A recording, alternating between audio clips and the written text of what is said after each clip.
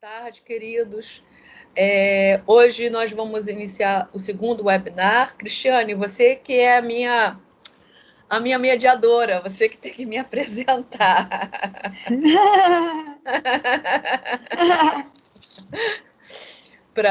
Então, por favor, me apresente para eu poder abrir o seminário, por favor. Ai, que situação, Jussara. Que eu vou apresentar a professora Jussara. Eu não sei nem o título do seminário. O título do seminário é o Contexto Climático durante a Pandemia e a Captura e Conversão de CO2. Que hoje vai apresentar para a gente um seminário com esse título. Obrigada, Jussara, por apresentar hoje para a gente. Foi bem em cima da hora, né? E obrigada pela participação e pela prestatividade na correria. Boa apresentação. Os alunos que têm acesso ao chat podem fazer as perguntas pelo chat, e os alunos que ainda não têm podem, após a apresentação, fazer as suas participações abrindo o microfone. A dinâmica que a gente tem é de uma apresentação que o palestrante vai tentar fazer em 40 minutos, seguido das abordagens, curiosidades, perguntas e discussões abertas a todos os participantes, tá bom? Então, queridos, eu sou a professora Jussara Lopes de Miranda, sou licenciada em Química, com muito orgulho, e vou falar um pouco hoje de vocês sobre o contexto climático durante a Covid, está um pouco cortado, não sei porquê, e a captura e conversão de CO2, tá ok? Eu sou docente do Instituto de Química da UFRJ e faço pesquisa na área de Química Ambiental, Educação Ambiental e todos os correlatos. Bom, a primeira questão que a gente vai abordar é essa questão do contexto climático durante a Covid-19. Por quê? Será que a pandemia da Covid-19 melhorou o ambiente que vivemos? Bom, nós tivemos no início da pandemia, março, abril, uma glamorização em relação à pandemia, com uma veiculação maciça de melhoria da qualidade do ar, melhoria da qualidade da água, dos canais de Veneza. Algumas dessas notícias foram até constatadas, outras foram exacerbadas e outras ainda foram fake news. Então, existia no início da pandemia talvez uma tentativa midiática de glamorizar algum aspecto positivo da pandemia em relação à melhoria da qualidade do ar e das águas. Porém, qual é o contexto climático? A poluição da Baía de Guanabara aumentou 75% desde a Rio 2016. Isso foi observado pelas medições em função da poluição constatada. A produção por lixo doméstico, também na Baía de Guanabara, cresce durante o isolamento social, isso relatado pelo Instituto Nacional de Engenharia Ambiental, INEA.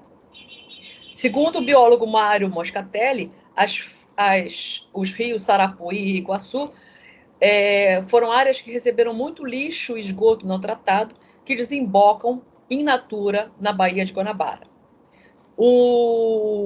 Há, então, um novo relatório de progresso para compromisso global dessa nova economia. Por quê?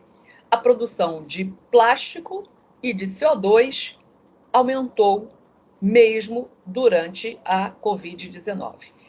A concentração de CO2 na atmosfera teve uma redução muito momentânea durante um curto intervalo de tempo e bem localizada, mas globalmente nós temos em outubro de 2020 411 ppm de CO2 na atmosfera, que comparado a 2019, nós tínhamos uma quantidade de 408 ppm. Então, nós estamos ainda aumentando a concentração de CO2 na atmosfera.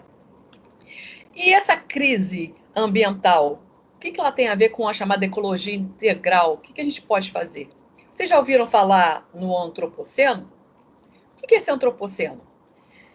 Esse antropoceno é a idade geológica do ser humano, em que o ser humano adquire uma força geológica capaz de alterar o planeta. Será que nós estamos nela? Bom, há a proposta, né, de geólogos e outros cientistas que não são só da área de geologia, de que nós já estamos vivendo o antropoceno, a época dos humanos, onde a espécie humana adquiria uma força geológica tão forte que equipara as naturais. Isso quer dizer que nós estamos fazendo um tempo geológico, sim. A gente precisa reaprender a ver a nossa Terra, o nosso planeta, a nossa forma de se comunicar com ele. Nós estamos, como espécie humana, provocando transformações que são planetárias, que são globais, assim como a Covid é global. Então, nós estamos vivenciando novas complexidades planetárias e precisamos ter diálogo cooperativo entre as mais diversas áreas do saber. Isso inclui novos atores sociais e uma aprendizagem social que precisamos ter. E por que o antropoceno? Por que eu estou falando do antropoceno?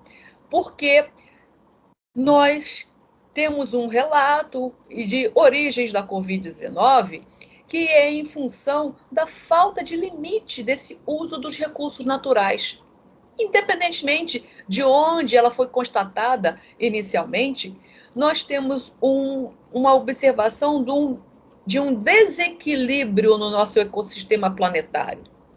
Por isso que nós precisamos pensar, refletir se estamos no antropoceno e o que fazer. Precisamos repensar a nossa forma de ver o planeta e ver nossos comportamentos de uma maneira que seja integrativa, envolvendo química, biologia, geologia, ciência dos solos, todas as áreas da química, da engenharia, da toxicologia, porque essa falta de limite dos recursos naturais provoca um desequilíbrio das espécies e, consequentemente, pode tornar vírus, insetos que estavam em equilíbrio no planeta, em contato com os grandes centros urbanos e provocando pandemias como a gente tem da Covid-19, e que pode não ser a única. Nós estamos, então, atingindo e extrapolando algumas das nossas fronteiras planetárias, que é um pressuposto do antropoceno. E a gente tem outra casa? Será que a gente tem outra casa? O nosso oikos, a nossa moradia, ela é diferente? Bom, por enquanto, nós temos uma única casa e é o motivo pelo qual a gente deve desafiar governos e políticas governamentais a pensarem globalmente, a verificarem que suas ações locais interferem no todo. A atmosfera é uma só, os oceanos se comunicam e a pandemia nos fez ver isso claramente. Nós temos a Agenda 2030, que se refere aos 17 Objetivos de Desenvolvimento Sustentável, vários deles. E a gente vai pensar, será que podemos ter desenvolvimento sustentável? Será que essas duas palavras, elas realmente vão sobreviver juntas? Desenvolvimento e sustentabilidade? Bom, a concentração global do CO2 bateu o recorde mesmo durante a crise da Covid-19, em todo o planeta. Isso é global. Como é que está o Brasil no mundo? Nós estamos vivendo uma crise ambiental neste ano e no ano passado muito grave. O número de focos de queimadas na Amazônia e também no bioma Pantanal aumentou em setembro deste ano, outubro e novembro, em percentuais nunca antes vistos, segundo o Instituto Nacional de Pesquisas Aeroespaciais. E o Brasil está comprometido com os acordos climáticos internacionais? Sim, ainda estamos. Nós somos signatários do Acordo de Paris, em que tem compromisso principal de manter o aumento da temperatura média global em pelo menos 2 graus Celsius acima dos níveis pré-industriais, que é chamado cenário 2C. E como a gente vai fazer isso? As metas brasileiras, as chamadas NDCs, as contribuições nacionalmente determinadas. O Brasil tem uma meta que ainda está em vigor, de diminuir em 37% as emissões dos gases do efeito estufa em 2025 e em 43% até 2030. Como é que a gente vai atingir essas metas? Bom, como? Nosso compromisso no Acordo de Paris é a gente aumentar a participação da bioenergia, o etanol, o biodiesel, o etanol 2G, promover o desmatamento ilegal zero e o reflorestamento de 12 milhões de hectares até 2030 e incentivar a participação de até 45% de energias renováveis na nossa matriz energética. Incluir, além da hídrica, a eólica, a solar, a conversão de biomassa. Está normal aí? O pessoal está dizendo? Parou ou tá indo? Pessoal? Era problema meu, professora. Peço desculpas. Está tudo certo. Não, é isso. E um dos objetivos de desenvolvimento sustentável é justamente o combate às alterações climáticas, às emissões dos gases do efeito estufa. O efeito estufa é esse cobertor de gases que a gente tem na nossa atmosfera que mantém a nossa terra quentinha. Só que nós estamos aumentando esse calor. Por quê?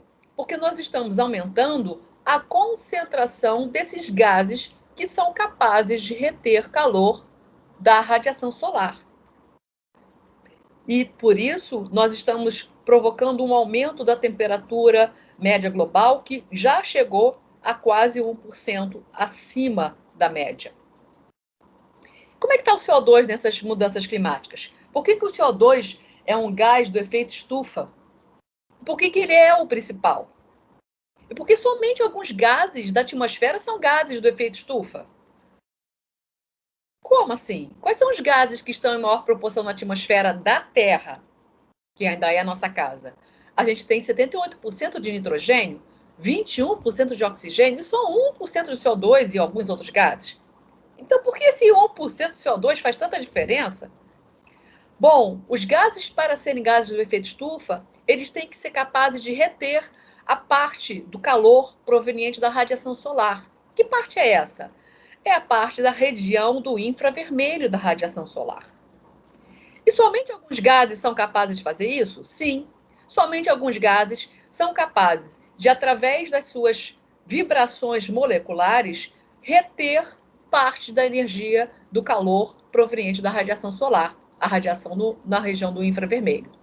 Que gases são esses? CO2, metano, óxido nitroso, o próprio vapor d'água, os CF6, o ozônio troposférico. E todos esses gases podem ser convertidos como CO2 equivalente. Eles têm potenciais de aquecimento global diferenciados, mas todos entram no grande grupo de gases do efeito estufa. Quais são as fontes dele? As fontes são, no Brasil, principalmente queimadas, desmatamento,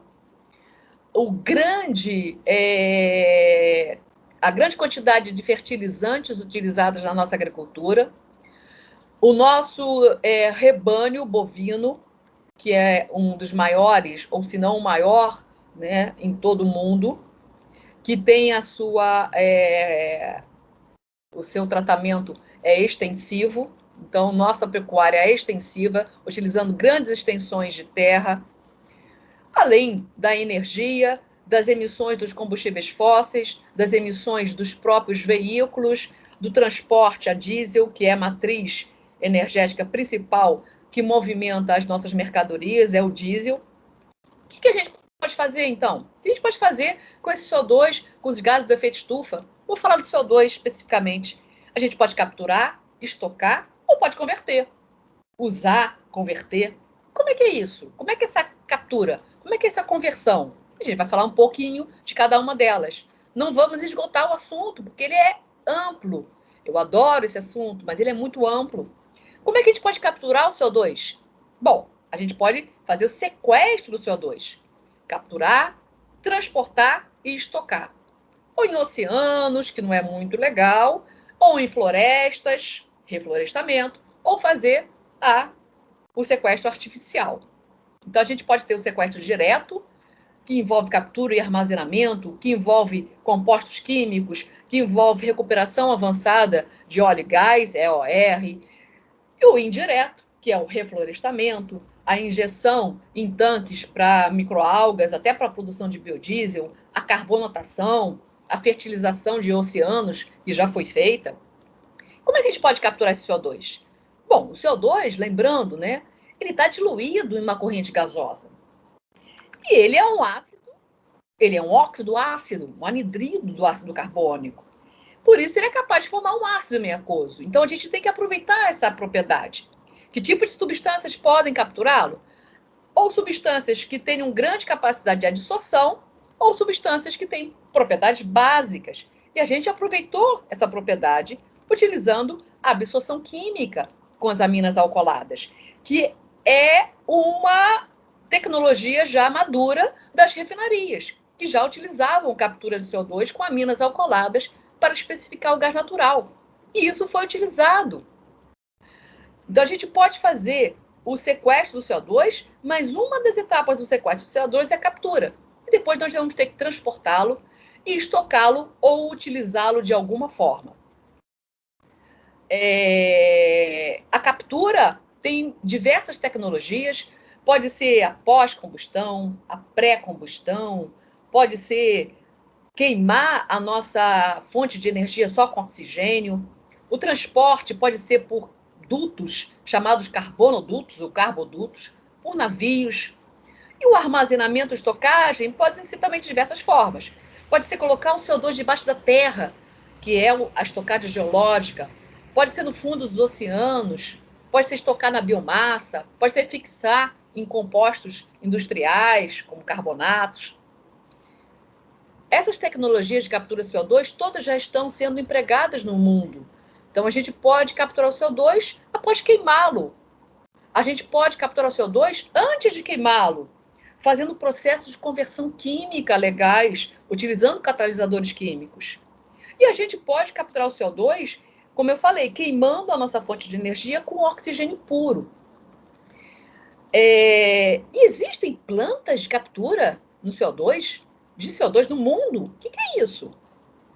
Tem. A gente já tem plantas de captura de CO2 desde 2003, do projeto da Statoil, que hoje, né, já é Equinor, no Mar do Norte, na Noruega, onde já foi capturado mais de 1 milhão de toneladas de CO2 a partir do gás natural, injetado em aquíferos salinos. Essa é a cara de uma planta de captura lá do Mar do Norte. E nós temos planta comercial de captura de CO2 em operação, sim, no Canadá, que é essa estrutura enorme que captura o CO2 após queimar a fonte de energia, é integrado, então, a uma termoelétrica, que captura 1 milhão de toneladas de CO2 por ano. Isso é equivalente a deixar de rodar 250 mil carros. E faz a injeção em aquífero salino e também faz a recuperação avançada em óleo e gás. Então, é um conjunto de atividades que já tem uma planta comercial. No Brasil, nós ainda não temos planta comercial de captura de CO2. Espero que um dia teremos. Como é que são esses processos de captura? O que a gente pode usar? Como é que a química pode trabalhar nisso? A gente pode fazer essa absorção de CO2 com solventes como aminas alcooladas. A gente pode fazer a adsorção, que é aquela interação na superfície. A gente pode fazer criogenia, podemos usar membranas seletivas. E aqui nessa figura tem uma comparação. A unidade de membranas, em amarelo, e as aminas, que são essas torres elevadas, porque são solventes líquidos, que precisam de altas quantidades de material para fazer a absorção do CO2. Então, qual é o plano? O plano é a gente tentar utilizar a adsorção de CO2. E para isso a química pode contribuir com novos materiais que sejam capazes de, com pequenas quantidades, adsorver grandes quantidades de CO2. A gente, no laboratório de catálise química ambiental, a gente trabalha com os MOFs, que são os Metal Organic Frameworks, que são estruturas supramoleculares híbridas, metal-orgânicas, que têm altíssima capacidade de adsorção de gases. E a gente quer fazer o quê? Como é que a gente quer capturar o CO2 no LACO, aquele laboratório que eu e a professora Luísa coordenamos, que tem alunos aí da iniciação, alunos do projeto de curso, alunos de mestrado. O que a gente faz? A gente faz a captura nesses materiais, então a gente coloca esse CO2 dentro desses poros maravilhosos, dessas estruturas supramoleculares. Mas a gente também quer fazer a conversão de CO2 em produtos orgânicos de valor agregado. Mas a gente não quer só fazer isso. A gente também quer fazer educação ambiental, ensino de química, para divulgar essas pesquisas, para divulgar a importância de se debater gases do efeito estufa, de se debater a importância da captura, do que é a conversão e fazer divulgação científica de qualidade. Então, que são esses MOFs? Esses MOFs são hot topics. A gente tem milhões de artigos já publicados, não no nosso grupo, né, mas no mundo, né? E eles são materiais relativamente recentes. E por que tanto interesse nesses MOFs? Porque eles têm altíssima área de adsorção. 1 grama do MOF pode capturar, às vezes, 3.900 metros quadrados de gás. A área superficial desse MOF 177 pode ser de 1 grama, gente, do material, tem uma área superficial de quase 5.000 metros quadrados. Você sabe o que é isso? 1 grama do material capaz de ter uma área superficial de 5 metros quadrados? Então, esse é o nosso sonho. Ter um material com uma pequena quantidade de material capaz de absorver uma grande quantidade de CO2 e ser reutilizável.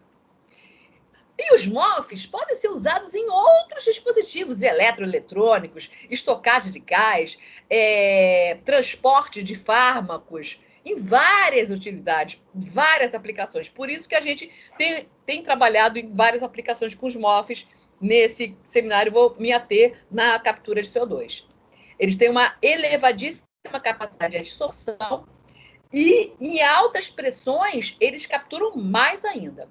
Eles superam, em altas pressões, as membranas, as eólitas, e a gente pode ter essas condições de altas pressões justamente nas reservas do pré-sal, por exemplo. A gente já teve trabalhos excelentes, diversas dissertações de mestrado, projetos de curso, que a gente fez essa análise de adsorção de CO2 e a gente conseguiu verificar. Esse é o IO66, esses MOFs são lindos. Para quem gosta de estrutura, de síntese, são lindas as estruturas.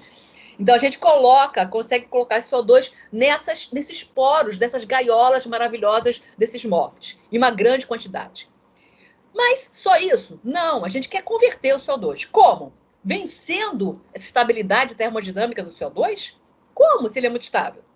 Bom, a gente tem mais exemplos da natureza. O CO2 é convertido na natureza. A clorofila faz isso. Nós fazemos isso, o nosso organismo tem a metaloenzima de zinco que converte esse CO2 hidratando e formando ácido carbônico e bicarbonato, que são importantes efeitos de tamponamento no nosso sangue. Mas como é que a gente pode fazer isso? A gente tem que capturar, estocar, converter, fazer as duas coisas? Qual é o nosso sonho? O nosso sonho, que é quando a gente começa a pesquisa, idealizar um projeto, é fazer tudo ao mesmo tempo. A gente quer capturar e, ao mesmo tempo, a gente quer capturar e converter. E vários projetos estão caminhando nesse sentido. Como é que a gente pode converter? A gente pode converter o CO2 em várias coisas. A gente pode transformar o CO2 em fertilizante, quando a gente converte o CO2 em ureia. A gente pode transformar o CO2 em aspirina, que a gente está tomando, do acetil salicílico. A gente pode transformar o CO2 em combustível, em metanol, em substância química importante na indústria química, refinaria. A gente pode transformar o CO2 em plástico, gente, formando o polipropileno. Podemos fazer isso? Podemos. O CO2 transformando em ureia, a gente reage com amônia. O CO2 pode ser um aditivo para combustíveis, ele pode ser utilizado como aditivo em tintas, em cosméticos. A gente já fez isso e faz isso desde 2006, queridos. O Márcio foi a primeira dissertação de mestrado na área de conversão de CO2. E a gente transformou o CO2 em metanol, em ácido fórmico, utilizando como catalisadores complexos metálicos, de rutênio. E a gente também já fez uma dissertação, uma tese de doutorado, em que a gente analisou a conversão do CO2 em policarbonato. Não só tese de doutorado, como projetos de final de curso, que a gente fez essa análise da conversão do CO2 nessa substância que está aí, o dimetilcarbonato, que é um solvente verde e é um aditivo para combustíveis, além de ser o precursor do policarbonato, que é o plástico, que é o legal, né? Então, a gente tentou fazer uma rota utilizando a reação do CO2 com álcool, com catalisadores específicos, tá bom? Também já fizemos a conversão de CO2 em hidrocarbonetos em CO, porque a gente, quando converte CO2 em hidrocarbonetos, nós podemos caminhar para Fischer-Tropsch, até para gasolina, ou seja, para hidrocarbonetos maiores. E quais são as reflexões finais? Diante desse panorama, do contexto climático, da captura de conversão de CO2, o que a gente pode refletir? Nós temos um contexto que é um contexto bem abrangente. E que os desafios que a pandemia Covid-19 nos mostra é que nós precisamos integrar áreas. Integrar a pesquisa e a divulgação científica, integrar ciência e medicina, biologia e química, educação ambiental, a forma como nós lidamos com o ambiente, a psicologia ambiental, a economia e política, a pandemia e economia e a política governamental, as projeções dos gráficos de médias, de taxas de mortalidade. A gente precisa entender tudo isso de uma forma abrangente, de uma forma harmoniosa, de uma forma transdisciplinar. E, para isso, nós precisamos reformar o nosso pensamento. A gente teve, ao longo do processo formativo, de profissionais químicos, engenheiros, docentes, nós tivemos uma excessiva disciplinarização. Nós aprendemos a estudar por disciplinas. Só que isso provocou também uma fragmentação do nosso pensamento. O nosso cérebro acabou pensando matemática de um lado, química de outro, economia de outro, política de outro, e sem harmonizar. Mas a pandemia nos mostra que a gente precisa reformar esse pensamento. A gente precisa agora interligar as nossas análises. Elas são importantes porque elas são essenciais para esses novos desafios, que são desafios globais. E nós temos novas aprendizagens na Covid. E a química, e o contexto climático, e as emissões de gás do efeito estufa, estão todos juntos nessas novas aprendizagens. Aprendizagens nas medidas de prevenção, aprendizagens de como nós devemos reciclar, utilizar e diminuir o consumo, nosso consumo diário, a como lidar com o outro, a responsabilidade do indivíduo para o todo, para o coletivo. O uso de máscaras não só me protege, mas protege o outro. A química contribuindo para a produção do álcool em gel, para a água sanitária como saneante, para os sais amoniacais, de como a gente pode e deve fazer a higienização da nossa casa, dos produtos que a gente consome. Por que a gente precisa usar máscara? Qual é o problema da grande aglomeração, que vai haver transmissão excessiva? Usar máscara conscientemente, mas sem jogá-la nas ruas, porque senão nós estaremos provocando a transmissão do vírus também. Então, a pandemia nos mostra que esse nosso olhar tem que ser abrangente, não só para nós, como para o outro. E precisa envolver o contexto climático também. Então, eu agradeço a todos que participaram nesse processo de construção, que não é só minha, que é dos meus alunos, das pessoas que a gente colabora, da professora Luísa, que é uma parceira nesse processo, dos alunos que são incessantes nas suas caminhadas, nas suas análises. Esse aqui é uma foto que a gente tirou antes da pandemia, em 2018, 2019. Os meus queridos e minhas queridas orientandas do ensino de química, da parte de educação ambiental, da parte de captura e conversão de CO2, da parte que a gente está inaugurando de análise de ciclo de vida, João, da parte de carreamento de fármacos, porque a gente quer fazer uma pesquisa de qualidade integrada e queremos divulgar isso, divulgar a nossa pesquisa e divulgar por que ela é importante. Então, eu vou fazer um agradecimento especial à minha inspiradora, querida professora, Maura Ferreira Matos, da UERJ, e dizer que educar é impregnar de sentido o que fazemos a cada instante. A um dos nossos referenciais, Paulo Freire, e agradecer por vocês terem ouvido com atenção, espero, e estou aqui aberta às sugestões, às perguntas e curiosidades que vocês possam ter, tá bom? Muito obrigada, queridos. Obrigada, Jussara. Jussara, eu achei muito interessante que você usou as informações que estavam sendo muito divulgadas no início da pandemia, né? A foto do canal de Veneza e como a mídia engana a gente, né? Sim. Eu achei super interessante. Obrigada, adorei. Nayana está com a mãozinha levantada. Eu, na minha percepção como pesquisadora e como docente, eu não posso me eximir do processo reflexivo, Michele.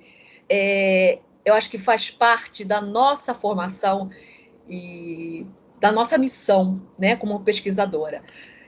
Eu não sei quem está na frente das perguntas. Tem a Nayana, tem o Daniel. Nayana e Daniel podem falar, por favor, podem perguntar. Nossa, parabéns pela apresentação, professora, como sempre, muito didática, pontualíssima também. E, assim, muito bacana o tema, muito bacana mesmo. E, assim, como eu assisti a defesa ontem da sua aluna, casou muito bem com o que foi dito, gostei bastante. Mas, feliz, infelizmente, eu tenho muitas curiosidades. Claro que eu vou me conter aqui, vou perguntar só algumas poucas coisas para deixar todo mundo perguntar. Mas a primeira dúvida que me surgiu é sobre essa questão, queria que a senhora comentasse um pouco mais sobre crença e psicologia ambiental, que foi iniciado ontem, que a senhora trouxe agora aqui hoje. É a minha primeira pergunta. A segunda é sobre como estão caminhando esses projetos de ensino de química no seu laboratório, porque realmente, principalmente na atualidade, onde a divulgação científica precisa vir a todo vapor, porque a diferença está muito grande, então esse ensino de química tem um papel fundamental. Obrigada. Obrigada, Nayana. Eu não sei se eu ouvi bem as suas duas perguntas. A primeira, em relação à psicologia ambiental, está relacionada à reforma do pensamento. Qual é o grande desafio? A gente está percebendo que o ambiente, por que eu não falo meio ambiente? Porque o ambiente, eu percebo o ambiente como a espécie humana inserida nesse ambiente. O ambiente, ele faz um impacto, ele traz um impacto para o ser humano. Nós estamos observando que esse impacto não é só no aspecto biológico, é no aspecto psíquico também. Isso que é a psicologia ambiental, ou seja, como que nós estamos, essa reflexão é de como nós estamos sendo impactados e transformados pelo que está acontecendo no ambiente. E nesse período de pandemia, a gente percebe isso de uma forma mais gritante.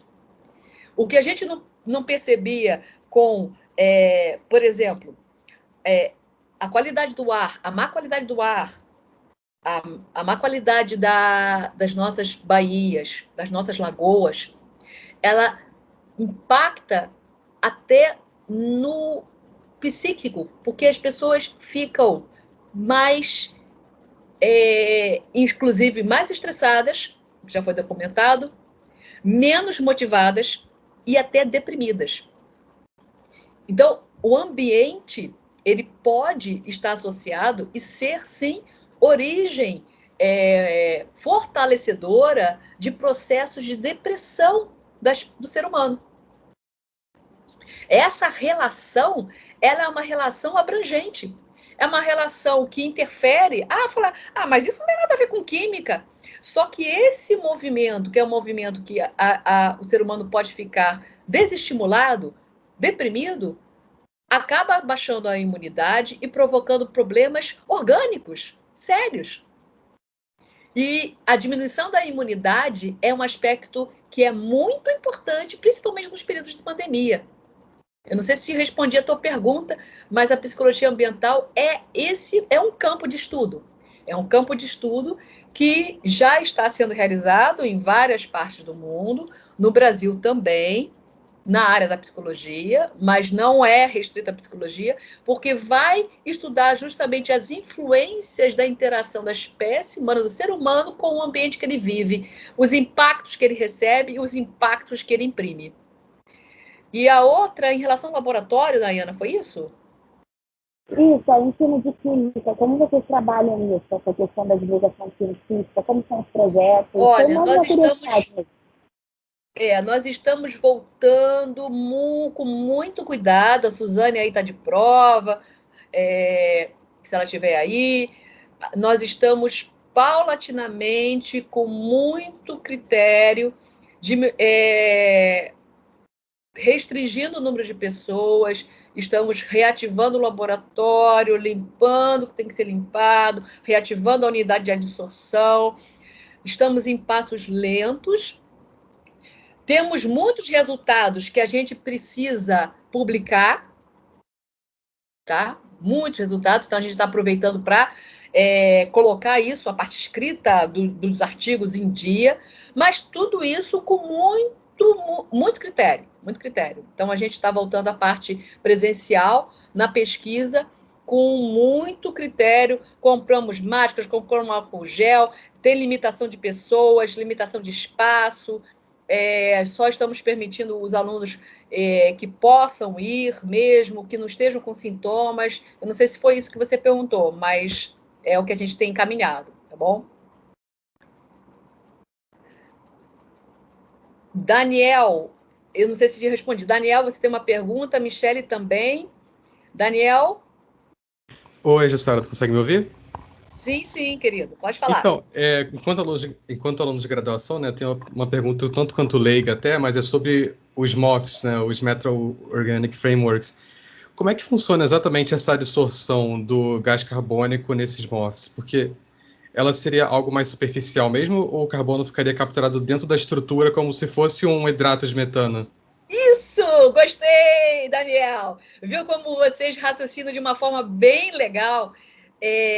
Como os MOFs são estruturas supramoleculares, eles têm canais tridimensionais. Então não fica só na superfície, eles entram dentro da estrutura, como se fossem os hidratos de metano. Só que o número de poros desses MOFs é bem maior. Então eles entram na estrutura mesmo. A gente captura o CO2 ali dentro da estrutura e a gente retira esse CO2 por pressão. Depois a gente pode jogar nitrogênio pressurizado e jogar esse CO2 para fora. Então ele pode ser reutilizado. É assim mesmo, como você falou na segunda parte. Entendi. Legal. Outra pergunta, o quão seletivos eles são, no caso, na captura de CO2? Por exemplo, eles têm uma tendência maior a capturar CO2 ou tem outro gás da atmosfera no qual ele atrapalha um pouco a captura? A seletividade vai depender do tipo de MOF. Então, nós estamos desenhando e sintetizando MOFs que sejam seletivos para CO2. Mas nós temos MOFs que têm alta seletividade para metano. Daniel, olha como uma coisa legal. A gente tem uma diversidade de metal. Imagina ligante, lembra de complexo? Ligante, compostos orgânicos. Uma diversidade de compostos orgânicos e de estruturas. Então, a gente pode desenhar esse Lego chamado MOF para ele se tornar mais seletivo para o CO2. Então, a gente pode brincar com isso. E é isso que a gente brinca, né? Entre aspas, né? Brinca. A gente tenta sintetizar morfos que sejam mais seletivos para um determinado gás. Pode ser para o CO2, pode ser para o hidrogênio, pode ser para o metano. Vai depender da natureza desse morfo. É bem legal. Então, tá. Obrigado, Jussara. A apresentação foi ótima. Você está de parabéns, foi realmente muito boa. Obrigada. O meu grande desafio, e aí eu agradeço imensamente, Dayana. Sabe qual foi o meu grande desafio? O tempo. Vocês sabem que eu extrapolo o tempo, né? Cristiane, o meu ponto fraco. Eu sempre extrapolo o tempo. E aí eu falei, não, eu preciso dar um exemplo, porque os alunos também vão fazer seminários, eu não posso extrapolar o tempo.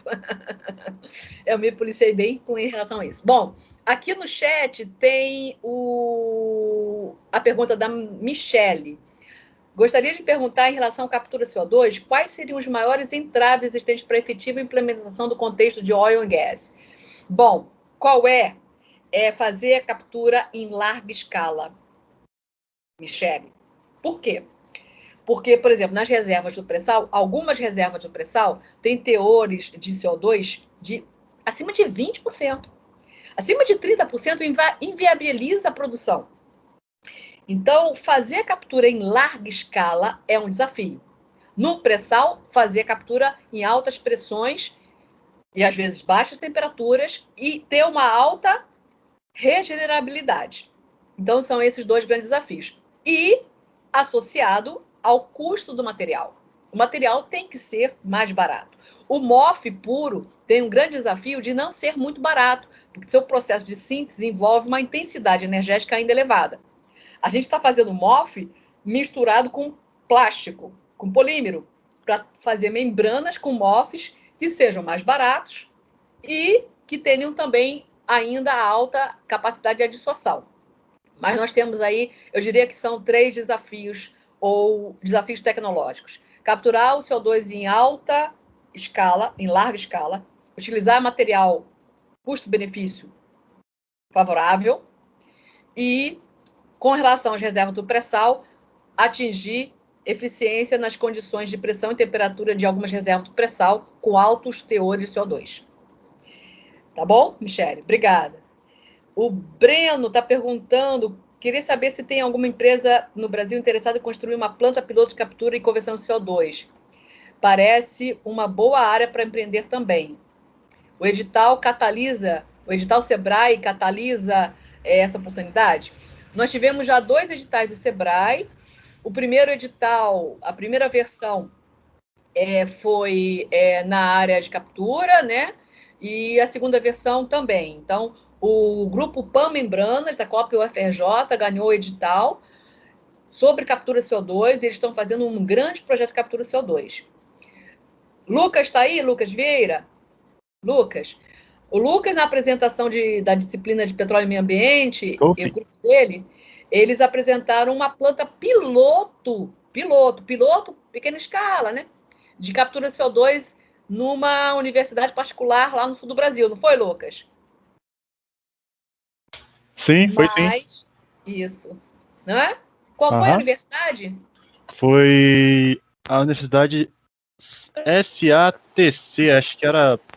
É uma faculdade privada que apoia os trabalhadores de carvão. Eu não lembro direito o nome completo dela. É a SATC em Criciúma. Isso. Eu sou de lá. Ah, que legal. Nos anos de 2018, antes da crise, houve a grande crise mundial, né? Nós tivemos uma empresa, querido Breno, que depois veio a falir em função de outras ocorrências, que queria fazer o financiamento de uma planta piloto grande no Brasil, ia ser construída na UFRJ e ia ser transportada para o Nordeste para fazer a captura lá. Infelizmente, a empresa faliu e a gente não conseguiu levar. Eu estava até dentro desse projeto, a Escola de Química, a COP, o pessoal do Nordeste, tal. Era um projeto muito legal. A gente não conseguiu levar esse projeto adiante porque não houve financiamento. Eu acho que o Brasil precisa pensar em relação a isso, não só captura, mas captura e conversão. Por quê? porque nós precisamos amadurecer essa tecnologia. Então, a gente precisa incentivar a pesquisa do laboratório, o meio de campo, né, que podem ser feitas pelas startups, entre o laboratório e a planta piloto, e depois a planta piloto em uma escala industrial. No Brasil, a gente teve um webinar do Gustavo, do SEMPES, e a gente teve uma experiência muito legal de reutilização de CO2 num processo de oxicombustão numa unidade de craqueamento de fluido FCC, né? Craqueamento catalítico em fluido, leito fluidizado, em uma refinaria lá no sul do Brasil também. Foi uma iniciativa muito legal da Petrobras, que em vez de emitir uma grande quantidade de CO2, que é emitida no FCC, eles reinjetavam CO2 junto com o oxigênio para fazer a recuperação do catalisador. Então, a gente pode ter vários projetos que, em vez de capturarem, podem diminuírem a emissão de CO2 ou de gases do efeito estufa. Então, a gente pode trabalhar em várias linhas. Então, eu acredito firmemente que agora nós devemos ter projetos nessa área. A Braskem está com um plástico vindo da transformação do CO2. Então, eu acredito que a gente possa ter financiamento nessa área. Quero acreditar muito nisso.